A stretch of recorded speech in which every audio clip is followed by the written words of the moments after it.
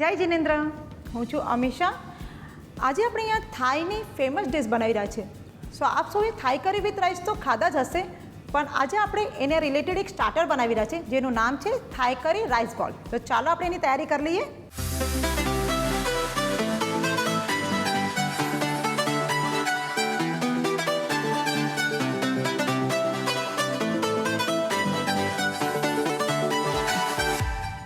સો થાઈ માટે સૌથી પહેલાં તો પેસ્ટ ઇમ્પોર્ટન્ટ હોય છે, જે થાઈમાં યુઝ્યુઅલી રેડ અને ગ્રીન કલરની પેસ્ટ હોય છે. તો આજે આપણે અહીંયા ગ્રીન પેસ્ટ બનાવશું.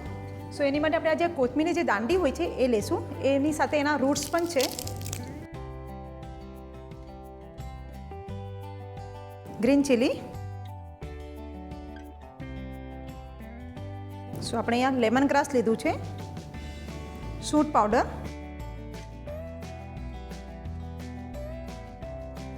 આખા ધાણા, જીરું અને થોડી ફ્રેશ કોથમીર પણ આપણે એની અંદર લેશું, તાકી જેનો જે ગ્રીન કલર છે એ બહુ સરસ આવી જશે. હવે આપણે એને મિક્સિંગમાં મિક્સ કરી લઈએ.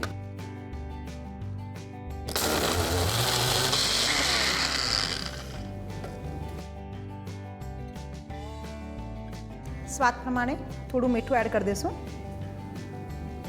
અને એની અંદર થોડું પાણી આપણે એડ કરી દઈશું, તાકી એક થાઈની સ્મૂથ પેસ્ટ બની જાય.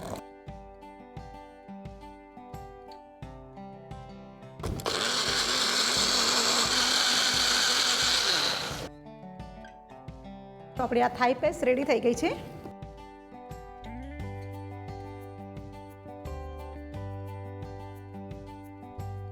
હવે આપણે બેઝિલ અને કોકોનટનું પેસ્ટ બનાવશું. તો એની અંદર આપણે બેઝિલ લેશું, ફ્રેશ કોકોનટ મિલ્ક, એની પણ આપણે પેસ્ટ બનાવી લઈશું.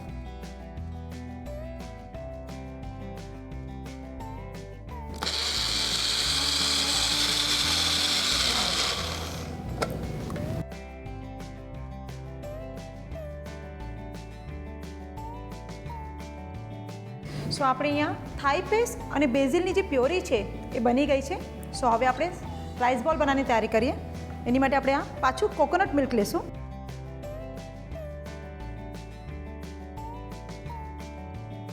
આપણું મિલ્ક અહીંયા બોઇલ થવા લાગ્યું છે.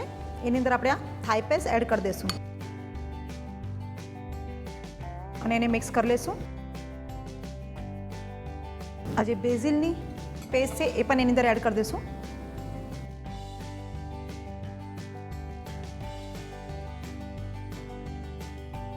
હવે આપણે એની અંદર સોયા ચંક એડ કરશું.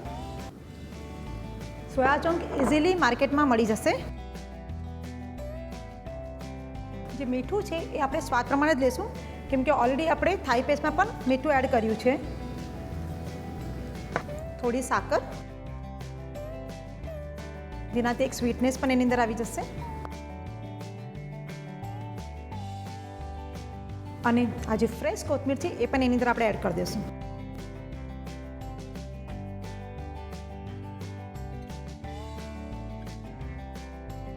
સો આપણી જે ગ્રેવી છે એ પ્રોપર બોઇલ થવા લાગી છે. તો એની અંદર આપણે વેજીટેબલ એડ કરીશું. સો અહીંયા આપણે બેબીકોર્ન લીધા છે, ઝુકીની અને રેડ કેપ્સિકમ. અગેન આપણે એને મિક્સ કરી લઈએ. સો આપણી થાઈ ગ્રેવી રેડી થઈ ગઈ છે. અને અહીંયા આપણે આ રાઈસ લીધા છે, જે જેસ્મીન રાઈસ છે, પણ તમે ચાહો તો તમારા ઘરના રાઈસ પણ બનાવી શકો છો. યુઝ્યુઅલી આની અંદર સ્ટીકી રાઈસ જોઈએ આપણને. હવે આપણું આ જે મિક્સચર છે એ આની અંદર મિક્સ કરી દઈશું.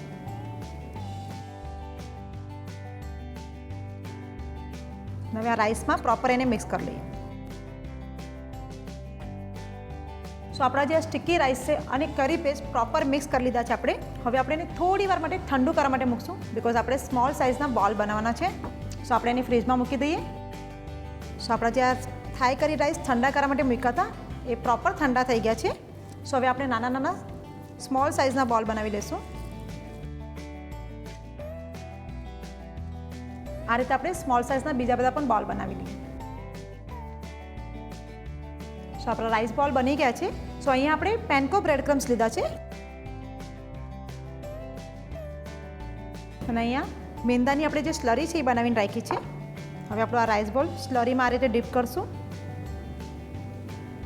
પેનકોમાં એને કોટ કરી દઈશું.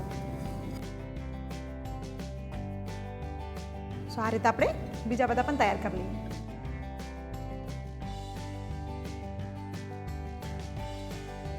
સો બીજી બાજુ આપણે ઓઇલ પણ ગરમ કરવા માટે મૂકી દઈશું, કેમ કે આને આપણે ડીપ ફ્રાય કરવાના છે. સો આપણું ઓઇલ અહીંયા ગરમ થઈ ગયું છે અને આપણા રાઈસ કરી બોલ પણ તૈયાર થઈ ગયા છે. તો ડીપ ફ્રાય કરી લઈએ.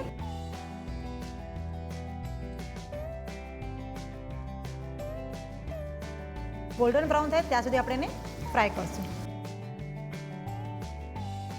સો આપણા થાઈ કરી રાઈસ બોલ એકદમ ગોલ્ડન બ્રાઉન થઈ ગયા છે. આપણે એને કાઢી લઈએ.